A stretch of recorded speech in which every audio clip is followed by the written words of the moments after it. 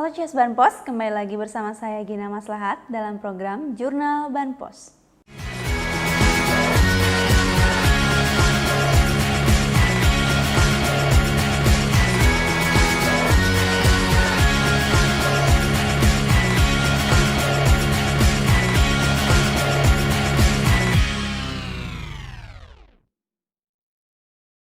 Hari ini saya akan membacakan ringkasan berita pilihan yang ditayangkan pada Koran Harian Banten Pos edisi Senin 4 Januari 2021.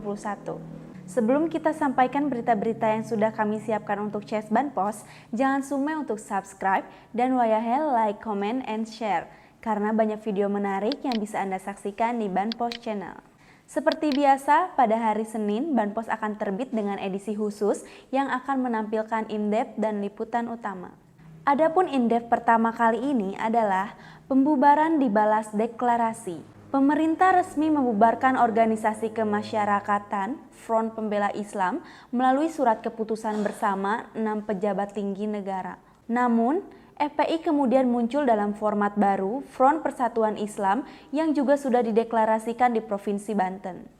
Merespon pembubaran FPI, sekelompok ulama kemudian mendeklarasikan FPI baru dengan nama Front Persatuan Islam dengan singkatan yang sama FPI. Di Banten, FPI dideklarasikan sejumlah tokoh ulama. Dalam video yang diterima Banpos, deklarasi FPI Banten dipimpin Abuya Kyai Haji Qurtubi Zailani di Markas Syariah Banten di Lebak Gedong, Lebak, Banten. Dalam video yang diterima Banpos, deklarasi FPI Banten dipimpin Abuya Kyai Haji Qurtubi Zailani di Markas Syariah Banten di Lebak Gedong, Lebak, Banten. Dalam video berdurasi 5 menit 55 detik itu, tampak deklarasi dihadiri oleh ratusan tokoh ulama pada Jumat 1 Januari 2021 tepat pukul 00 waktu Indonesia Barat. Setelah itu, deklarator lain, Julianto, membacakan keputusan Mahkamah Konstitusi tentang aturan pendirian ormas yang bisa untuk tidak mendaftarkan diri kepada pemerintah. Dikatakannya, mengacu pada putusan Mahkamah Konstitusi, MK membolehkan ormas tak berbadan hukum untuk tidak mendaftar. Hanya saja, ormas yang tidak mendaftar tidak dapat pelayanan dari pemerintah. Esoknya, deklarasi FPI baru mendapat dukungan dari Tim Advokasi Muslim atau TAM, Badan Hukum Front atau BHF. Mereka pun bersedia melakukan advokasi pembelaan terhadap para habaib, ulama, dan masyarakat Islam pada umumnya yang diperlakukan tidak adil oleh pihak-pihak tertentu.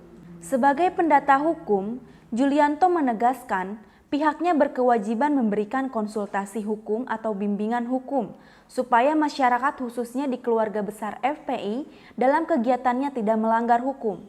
Di FPI juga, TAM BHF Banten akan memberikan bimbingan sebagai penasehat hukum atau advokat yang ditunjuk sebagai penasehat hukum.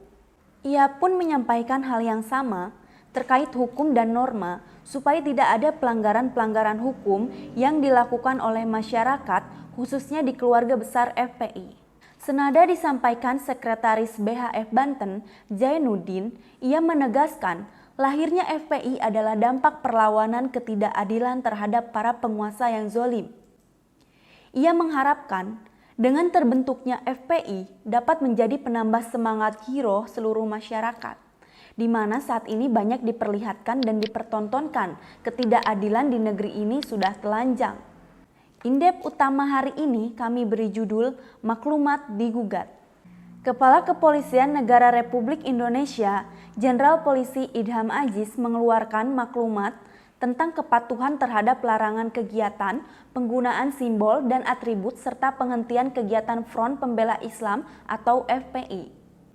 Namun, maklumat itu dinilai bisa memberangus kebebasan pers di Indonesia.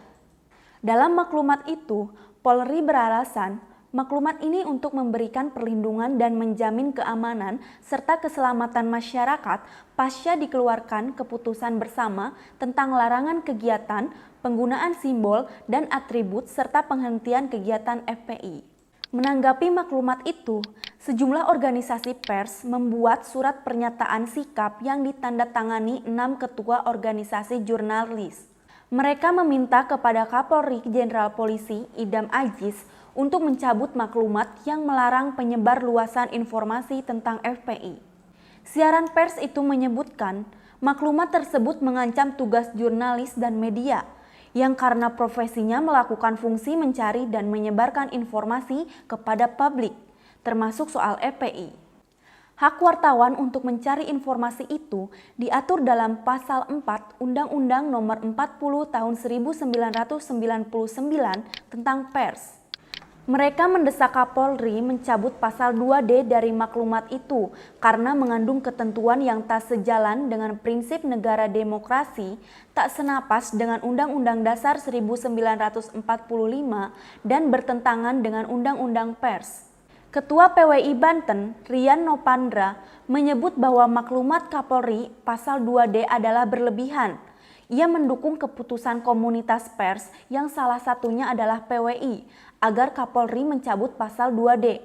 Ia juga mengimbau kepada pewarta di Banten agar tetap bertugas seperti biasa, mewartakan apa yang harus diwartakan, mewartakan apa yang menjadi kepentingan publik. Ringkasan berita tadi sekaligus menutup jurnal Banpos hari ini. Jangan lupa untuk membaca berita selengkapnya di koran harian Banten Pos yang bisa didapatkan di loper-loper terdekat.